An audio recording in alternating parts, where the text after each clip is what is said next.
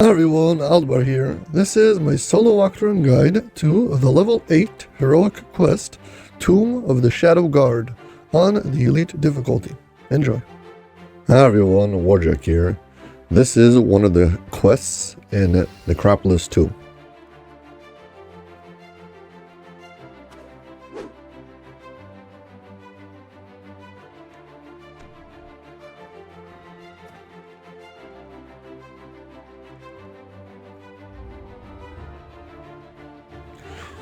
This quest is a quest full of swimming, so I strongly recommend you get yourself a underwater action item.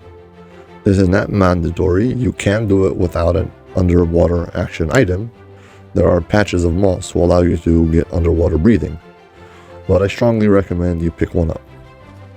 They're very available and you can just pick one up off the auction house. It can be any item that has underwater action in it. You can always swap it out, it's not a big deal.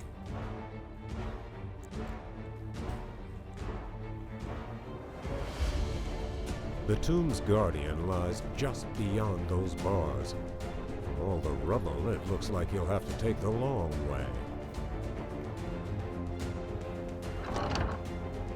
Yeah, so we're about to do a long path around just to get into this room that we're starting right next to. Talking to the Shadow Guard over here is what opens the door.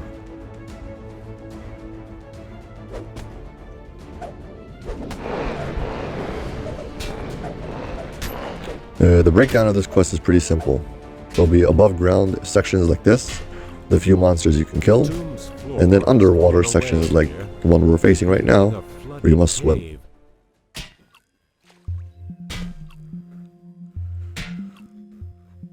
Basically, in every underwater section, you will find a patch of moss. Click on this patch of moss will allow you to swim underwater. Well, sorry, it will give you underwater breathing. Mind you, you can actually probably just swim the whole thing, and even if you run out of air, the speed in which you take damage is probably not enough to kill you.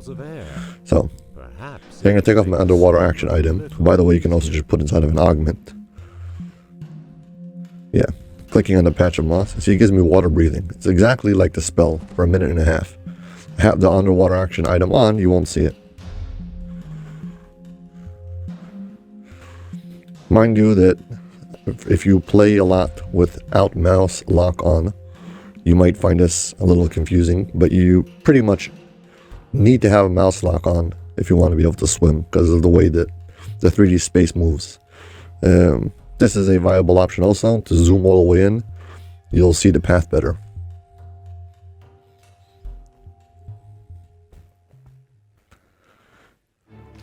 For the most part, the paths are pretty straightforward. There's not really where to get lost. There is one optional, and we'll get to that soon. Okay. There's this chest, who's an optional, and we'll be getting to that later.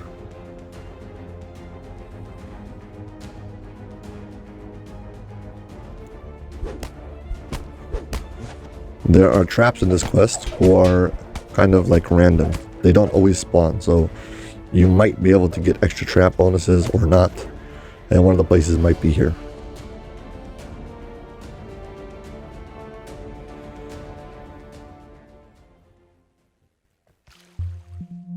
Yeah, and here we go.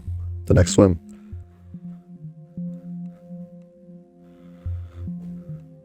There's also a lot of collectibles in this quest.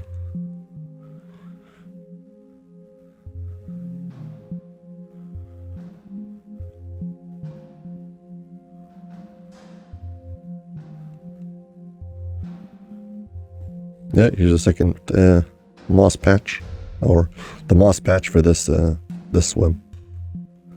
Mind you, can only use it once, so you can't just use it, come back and use it again. It gets used up.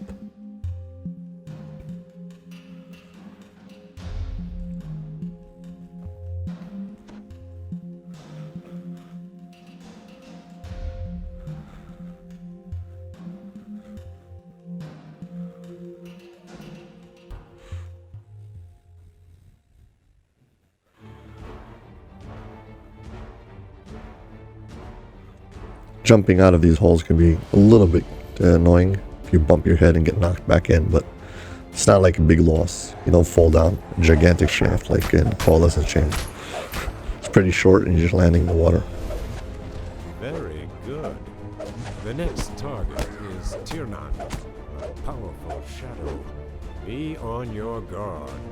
Just like all of Necro 2, these shadows can do stat damage, and I strongly recommend making sure you've got like a stack of at least restoration potions. Lesser restoration potions.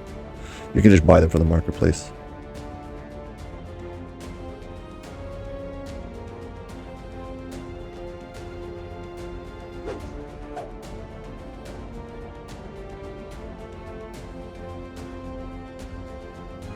Whatever happened to this tomb did a massive amount of damage. One wrong step and the entire place feels like it would come crashing down. I do have to point out that this is the quest with the most amount of swimming in it in all of DDO.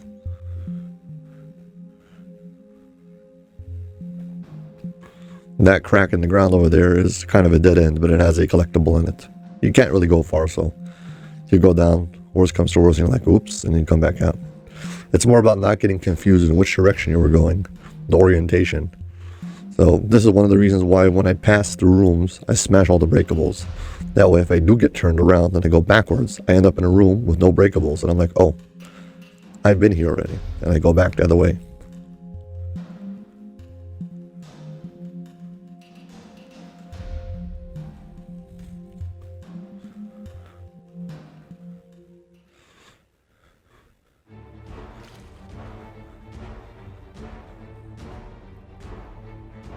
See these coins on the floor? Like these big circle discs we just passed? Well, we're going to be dealing with one of them soon and using it as a marker, so you'll see it. It should be coming up really right about now.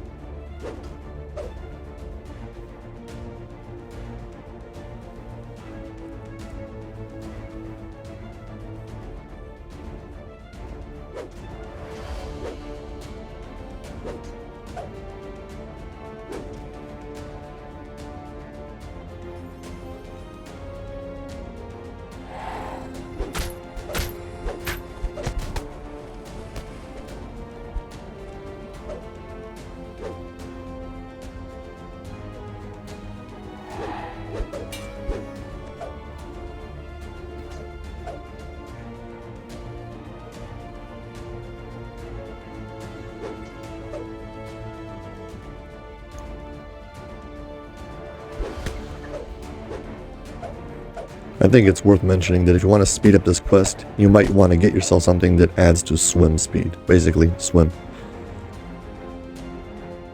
Okay, here we've got a intersection. This coin is laying over here, and you can go to the right, or you can go to the left. It's tilted towards the right, indicating that the right is the way you want to go. However, we're going to first go left, because this is where you find the optional. That coin is next to the intersection with all the optionals in this quest. This swim that we're going on right now is super long. This is by far the longest swim in one stretch, and it's to this optional. I believe that in parties this is generally skipped because people really don't want to do this quest anyways, usually, and having more swimming just to get some kind of minor optional seems a waste. But I'll tell you how long the swim is. It has two of these patches. The moss patches has got one kind of at the start and one kind of at the beginning.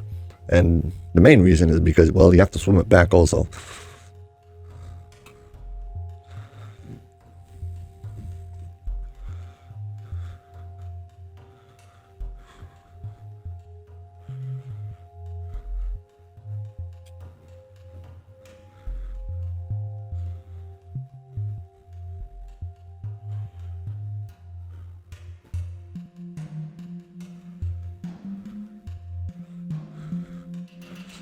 It kind of loops around itself a lot also.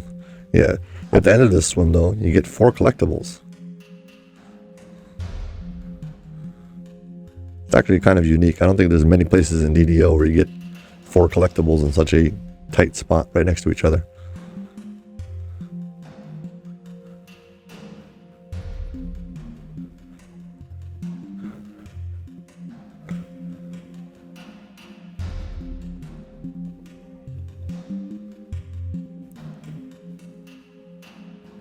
Yeah, here's the moss patch for coming back. Again, I am showing how to do this quest if you didn't have underwater action when you need to take the moss patch. Basically, you jump in, swim, and before your meter would run out, you would make it to the moss patch. You would pick it up, then you'd have another minute and a half to go on the buff, plus the time that it will take for your meter to run out. Also, having heavy armor makes you swim slower and gives you less underwater breath time, and also a shield. So if you happen to be without it, you better take off your shield and on heavy water, at least for the swimming part.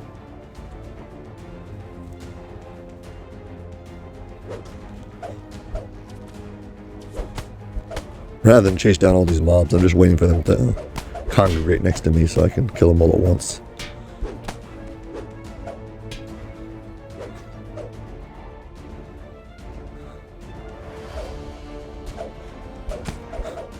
No wonder I couldn't pick up that mysterious remnant.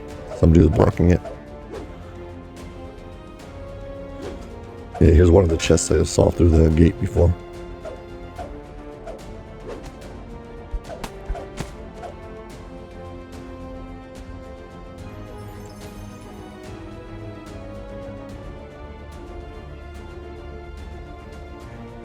And this is the optional chest that we saw.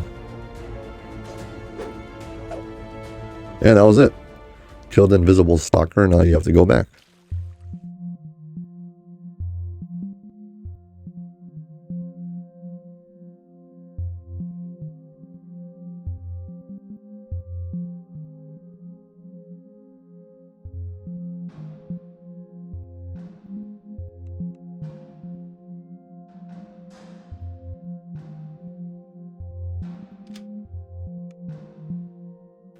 You can also turn off your UI. You can set a shortcut to it or use the default shortcut. I don't know what the default shortcut is, but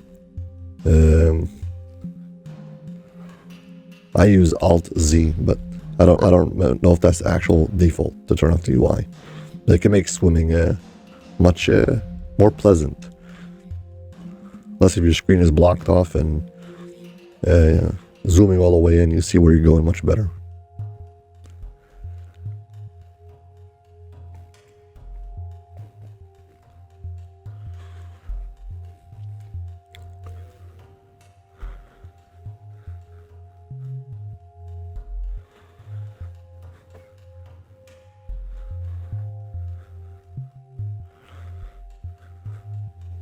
This looks like some kind of long drone shot. Too bad it's got this fuzzy look because it's underwater.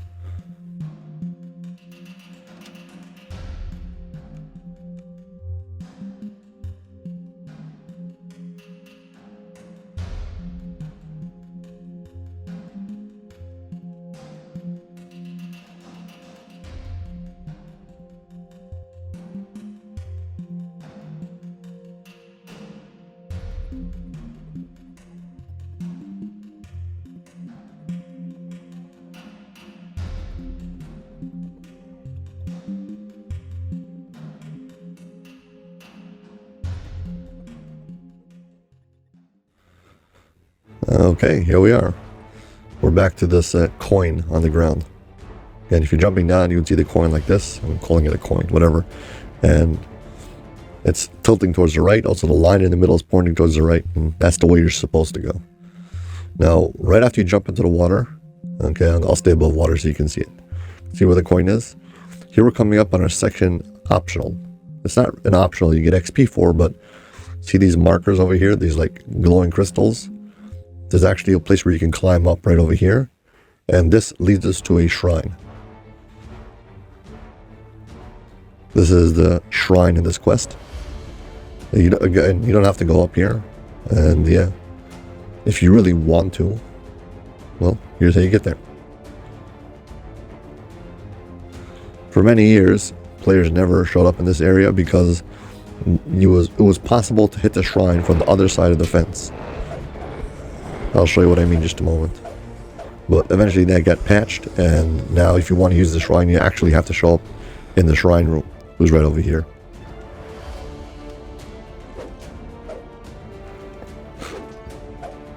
Yeah, so if you're enjoying this video, please hit like and subscribe. Thank you. Also, you can become a founding member and join me. Basically like Patreon, but it's through YouTube. And I would appreciate it very much.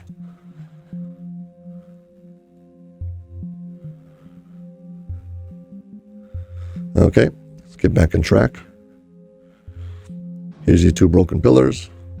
And we're going to pass through them, or pass beyond them. Here's the place where you climbed up for the shrine. And yeah, we're just going to continue down this hallway and back to normal swimming. And that's it. We're done with the optionals.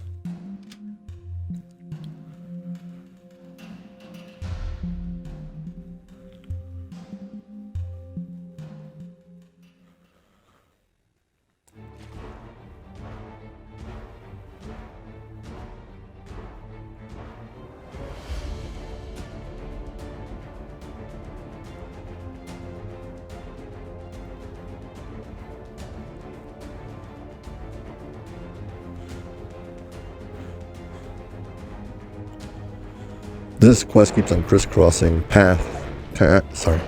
keeps on crisscrossing past places you've been already, but on the other side of the fence. So as you go through it, you'll see more and more places where like, oh, I was on that other side, I already killed everything, or broke everything, whatever.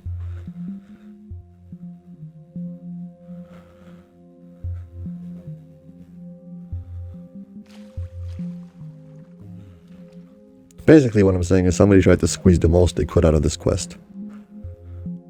And inadvertently kind of made a quest that many players don't like. It's like too long for its own good.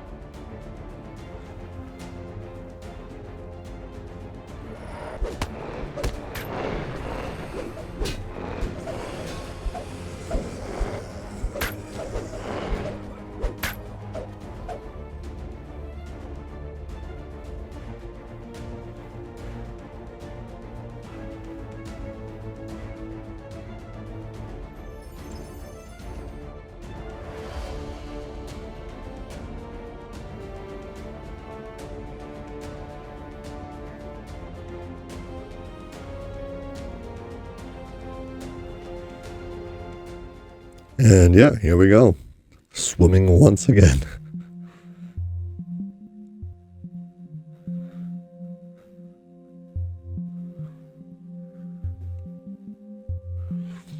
I'm hitting select next on my keyboard.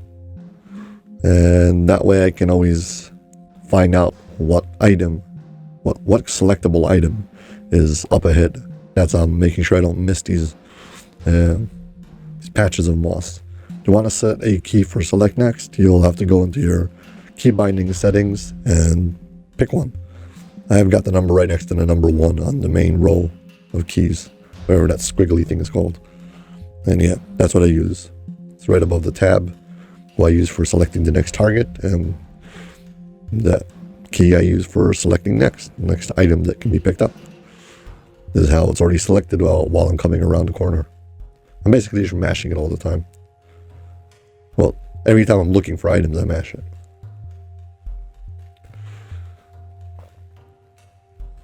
Look at the little fishies.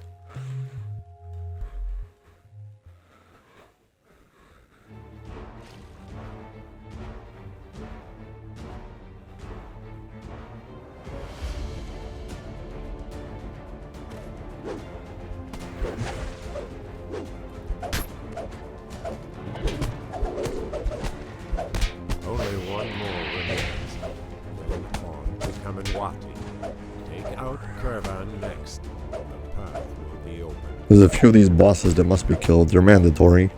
And as you kill them, the next one will pop up as the next objective you need to get.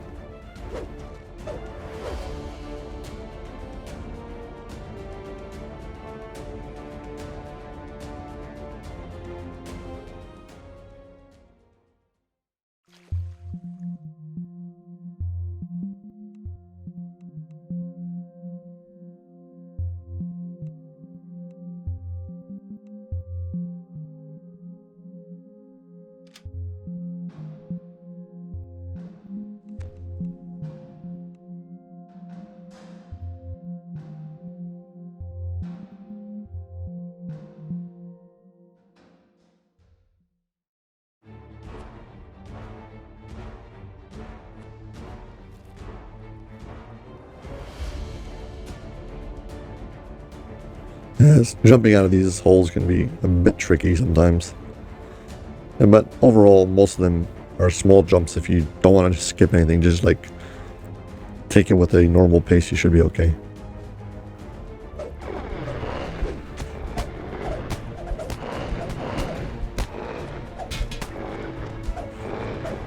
Yeah, right over here, you're supposed to jump down this hole, but you can actually jump across.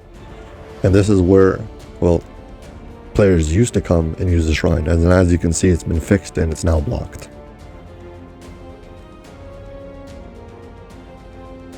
It's now working as intended. I'm not complaining, I'm just saying.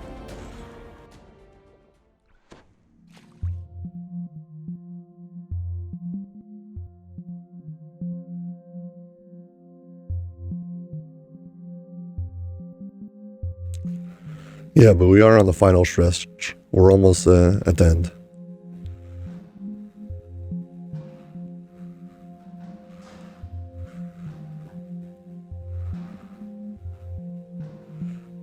There are a few dead ends in this quest, and I've done my best to show everything. You don't feel like I missed something.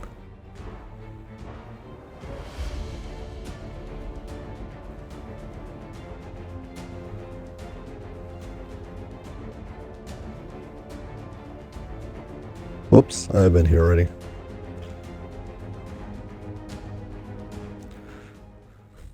Must have gotten turned around, sorry.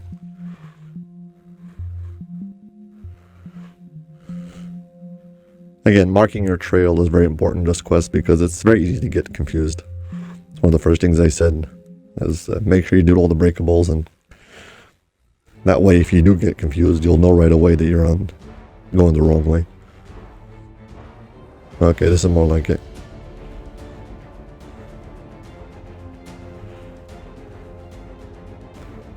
Doing this with a big character model, like Half Orc or Purple Dragon Knight, is super annoying because your head gets stuck in those cracks. It's very hard to climb.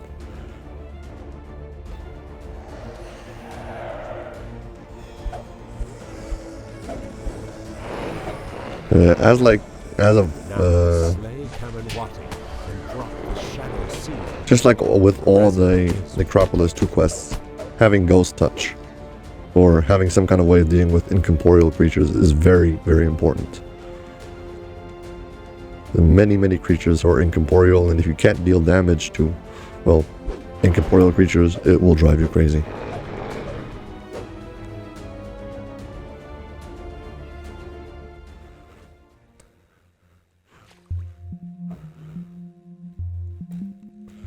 If you get attacked by something and you can't see what it is, it might be an invisible stalker. Just swing your weapon around and try to deal damage and you'll kill it.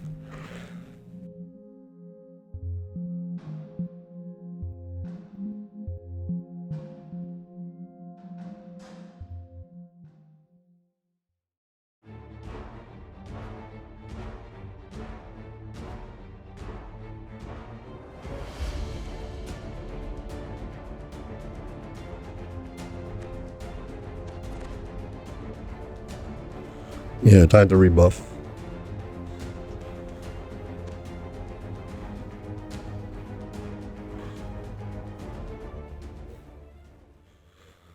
Here we go. Just like all the Necropolis quests, it ends with a mummy. Yeah, I'm gonna try to get all the kills and breakables before I hit him though.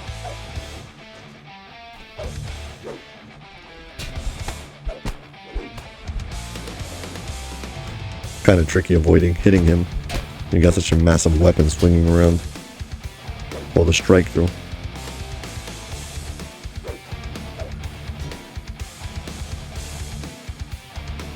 There's one extra spider here, one of those phase spiders.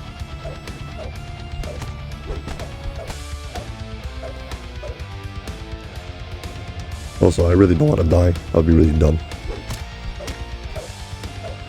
Ouch.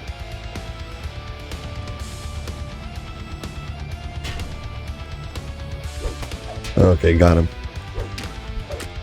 Ooh. Nope.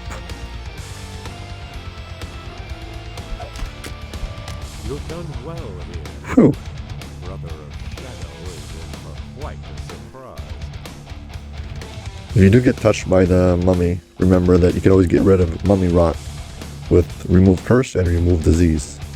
Order being C, and then D. Curse, disease. And yeah.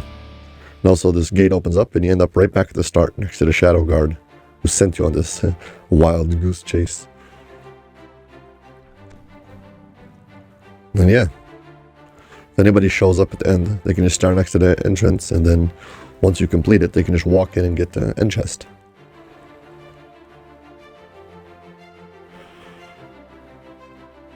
If you need somebody to come and help you collect scarabs for some reason, they don't have to do the whole thing. They can just stand at the entrance, and once you're finished, they can just walk through. Yep. Overall, not bad at all. And yeah, don't forget to pick up your end reward. Mind you that this is a flagging quest, so completing this quest and the other 3 of Necropolis 2 will get you flagged for Shadow Tomb.